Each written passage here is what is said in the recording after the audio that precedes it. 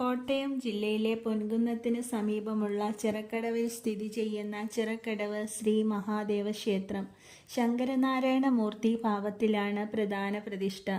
കൂടാതെ ഉപദേവതകളായി ഗണപതി, ശാസ്താവ്, നാഗദൈവങ്ങൾ, ബ്രഹ്മരക്ഷസ് എന്നിവർക്കും പ്രതിഷ്ഠകളുണ്ട്. അയ്യപ്പസ്വാമിയുടെ പ്രതിസ്ഥാനീയനായാണ് ചിറക്കടവ് മഹാദേവനെ കണക്കാക്കുന്നത്. അതിനാൽ തന്നെ ചിറക്കടവിൽ നിന്നുള്ള ശബരിമല തീർത്ഥാടകർ എരുമേലിയിൽ പേട്ട തുള്ളുക പതിവില്ല.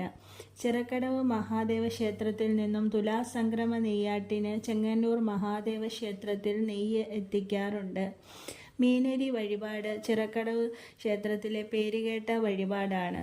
ക്ഷേത്രത്തിൽ നിന്നും പൂജിച്ച് നൽകുന്ന ധാന്യങ്ങൾ കിഴക്കേ നടയിലെ ചിറയിൽ കൊണ്ടുപോയി മീനുകൾക്ക് നൽകുന്നതാണ് ഈ വഴിപാട്. എന്നും വഴിപാടുണ്ടെങ്കിലും കർക്കിടകത്തിലെ കറുത്ത വാവിന് ഈ വഴിപാട് നടത്താൻ ധാരാളം വിശ്വാസികൾ എത്തുന്നു.